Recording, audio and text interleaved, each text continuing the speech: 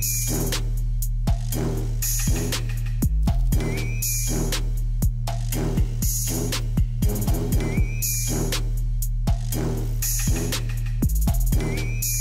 should be a good goal. But we identified a lower low, lower close. The prediction is what? That we are likely to go lower. If we're likely to go lower, what is the next price point you think we'll go lower to? We just had GDP come out. While you guys are answering that, I'm going to check my Twitter feed. All right, so you guys are saying where we're likely to go lower to. Matthias is saying 129s. George is saying 129s. 129s, right about here. Anybody else? 128.50, says John. I love seeing the different opinions. 128.56s, 128.50s. All right.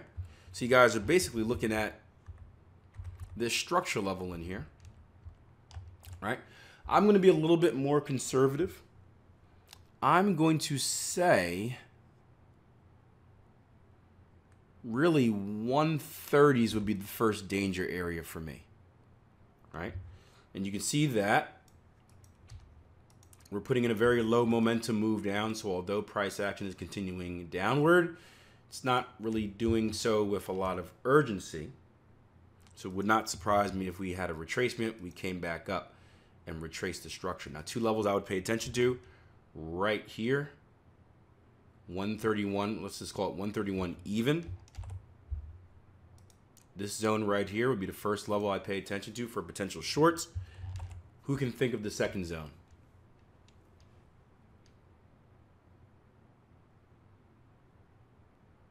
The second zone I would look at would be right here from 131.50s, yep, to 131.27s, right? You see this is a little bit of a consolidation, a little bit of a pullback before that high momentum move downward.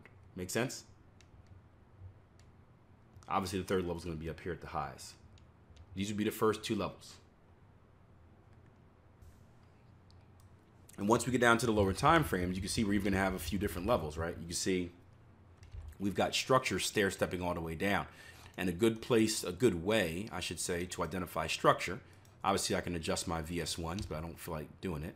But just measure out the ebbs and flows, right? You can see price action came here, consolidated, broke below, closed below. Retraced, broke below, closed below. Retraced, broke below, closed below. Just like the basics of reading a price chart, right? Each of these outside return levels are going to be key to look for trading opportunities. So we'll go down to the 5-minute real quick, but what I'm going to look at for today is most likely going to be on, we just missed the 50%. That would have been a bat formation aggressive sell. It's going to be on a range bar chart. So let's head down to the range bar chart and take a look at it. But let's say you are a true trend following trader. What level did we talk about on the lower time frame, right? We talked about 130 even, correct? We talked about 130 even, which is right down here. If you're anticipating this level to be hit, right? I know this seems weird, but stick with me, right? You got your RSI oversold right here, overbought right there. You got your lower low, lower close right here, right? You can get your stop loss right above that even handle number, right? Let's go 131.10s, even a little bit further if you want, be safe. Trend following traders, you can set yourself up with a pretty decent trading opportunity. Now, obviously, there's so many different ways you can handle this. You don't have to shoot for 130. You can do something like this. Say you're shooting for a Fibonacci extension or something. You can look for the 127 or the 1618 or a 1-to-1 measured move. However you do it. Trade the way you trade.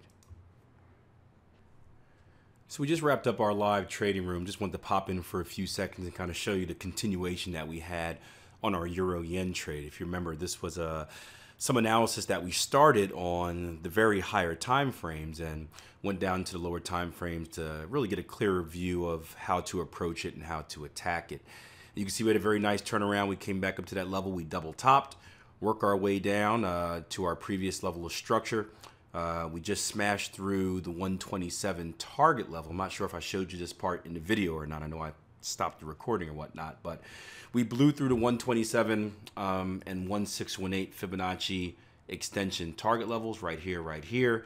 And it looks like we're working our way down to our ultimate goal of 130, which, if you remember, that was the destination from the original analysis.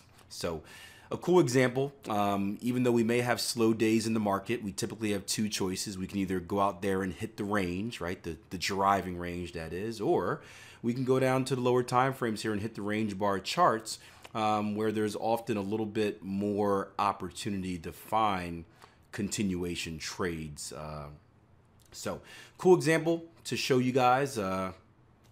And yeah, well, we'll see if we can keep rallying down to 130s, and that'll be a heck of a move for a slow day of trading.